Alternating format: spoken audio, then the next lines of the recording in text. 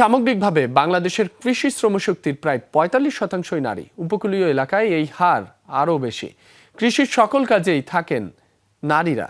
ঘরের কাজ সামলে মাঠে সকল পরিশ্রম করলেও নেই কৃষক কার্ড সহ নানা সুবিধা। জাতীয়ভাবে উপকূলের নারী কৃষকদের অবদান আজও উপেক্ষিত, নেই কোনো স্বীকৃতি।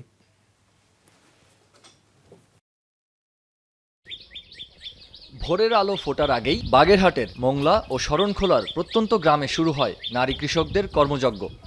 নোনা জল আর লোনা মাটির তীব্র প্রতিকূলতা জয় করে পরম মমতায় তারা ফলিয়ে চলেছেন জলবায়ু সহনশীল হরেক রকম সবজি ও ফসল। জলবায়ু পরিবর্তন ও লবণাক্ততার কারণে অনেকে ভিন্ন পেশা শুরু করলেও নারীরা কৃষিকে আঁকড়ে ধরে আছেন। অথচ বীজ বোনা থেকে ফসল তোলা পর্যন্ত অবদান রাখলেও জমির মালিকানা না থাকা এবং গভর্নেন্স গ্যাপের কারণে তারা প্রাতিষ্ঠানিক স্বীকৃতি ও সরকারি সুবিধা থেকে বঞ্চিত হচ্ছেন। মোংলার আছে যে কৃষি করতে প্রধান বাধা হচ্ছে যে আপনার লবণাক্ততা। একটা সিজনে এই যে ফাল্গুন থেকে শুরু হয়, ফাল্গুন চৈত্র বৈশাখ জ্যৈষ্ঠ এই পর্যন্ত হচ্ছে যে লবণাক্ততার পরিমাণ খুবই বেশি থাকে, যেটা আপনার কৃষকরা, আমাদের মোংলার কৃষকরা এই সময়টাতে আর কি কৃষিটা ওইভাবে করতে পারে না। কিন্তু এছাড়া আপনি এই যে বৃষ্টির সিজন আসলে ওনারা আর কি এই ফসলটা শুরু করবে, চারা বলেন, তারপরে চারা লাগানো, কৃষি বিভিন্ন ধরনের যে সবজিগুলো আছে তারা এই টাইমটাতে বর্ষাকাল এবং শীতকালে যে সিজনটা এই টাইমটাতে ওনারা শুধু কৃষিটা করতে পারে। কিন্তু বর্ষাকালেও আবার সমস্যা আছে। লবণের জন্য মিষ্টি জলে যদি না পাই, কিন্তু আমরা এই সময় খাতটা পুরো করতে পারি না। এই বৃষ্টি পড়বে, আমরা এখন খাত শুরু করবো। ওই শীতকালেতেই শুরু লবণাক্ত, শীতকাল পরেতেই শুরু। অত লবণাক্ত না থাকলে আমরা এতদিন আমরা সবজিতে ভরপুর থাকতাম। যদি দেখো ওই আর বছর আশ্বিন মাসে একটু বৃষ্টি হয়ে গেছে, আর শীতকালের মধ্যে কোনো বৃষ্টি নেই, তাহলে এই সমস্ত ফসল দিয়ে হবে কী করে? সমস্যা তো অনেক রকমই আছে, যেমন যাতায়াত এর একটা ব্যাপার আছে, এগুলো পরিবহন করে নিয়ে যেতে অন্যটা গাড়ি ঠিক করে সবসময় ঠিক মতো পাওয়া যায় না, দেরিতে পৌঁছতে হয়, যার জন্য বাজার দরটাও কম আসে।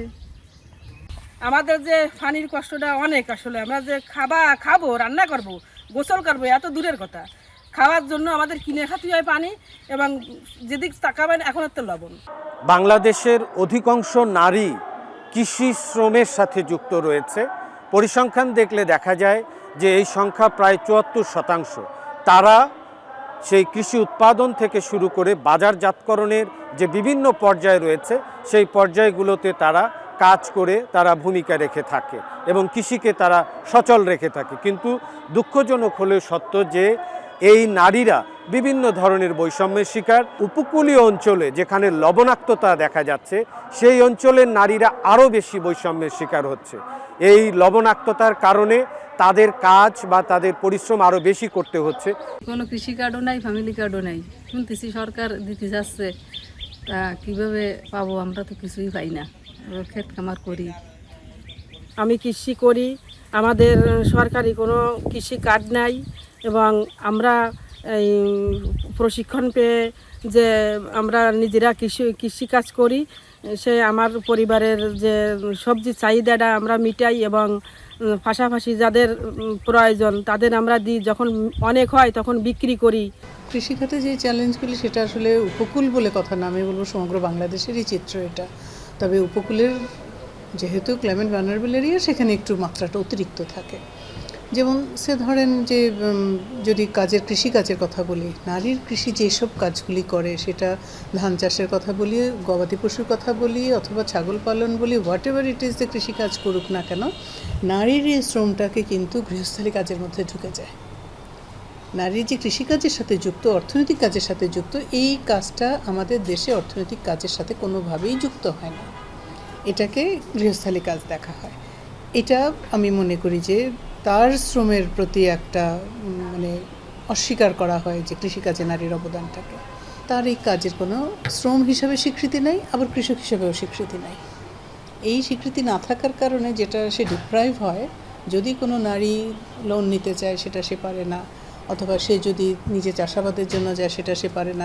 যে কৃষক কার্ড পাইলে তেল, তারপরে চাউল, আরও কৃষি তৈরি করার জন্য যে সার বীজ এগুলো পাওয়া যাবে, তা কোনো কিছুই পাইনি। আমরা আসলে আমাদের এলাকায় সবজি চাষ করার জন্য আমাদের প্রথম হচ্ছে জলের লবণ জলের থাকি আমরা মিষ্টি জল ব্যবহার করতে পারি না এবং খাইতে যতটুকু প্রয়োজন তাও পাই না। তার পাশাপাশিও আমরা চেষ্টা করি দূর থেকে জল এনে কি বা কৃষিকাজের সহযোগিতা করি। এই কাজ আসলে আমরাই করি, আমাদের যে দিন মজুরি যে ইটা আমরা তো সেটা পাই না। আমরা তো সবসময় জন্য পুরুষের প্রত্যাশায় থাকতে হয়। বাগেরহাটের বিভিন্ন এলাকায় সুইডেন সরকার ও মানুষের জন্য ফাউন্ডেশনের কারিগরি তত্ত্বাবধানে বাতাবন সংঘের ক্রিয়া প্রকল্প কাজ করছে। মানুষের জন্য ফাউন্ডেশন ক্রীড়া প্রকল্পের আওতায় 13টা ডিস্ট্রিক্টে কাজ করছি, তার মধ্যে উপকূল অন্যতম। তো এই কাজ করতে গিয়ে নারী কৃষকদের সাথে যখন আমরা তাদেরকে সংগঠিত করি, প্রথমত যেটা দেখি যে তাদের মধ্যে আসলে সংগঠিত হওয়ার জায়গা থেকে যে কৃষক হিসেবে যে স্বীকৃতি সেইটা কম থাকে, নাই বলা যায়। তো সেই জায়গা থেকে মানুষের জন্য ফাউন্ডেশন মনে করে এই কাজের মধ্য দিয়ে আমরা কিছুটা একটা জায়গায় পৌঁছতে পেরেছি যে তাদের মধ্যে এই বোধটুকুনো তৈরি হয়েছে যে আমার স্বীকৃতিটা দরকার কাজের।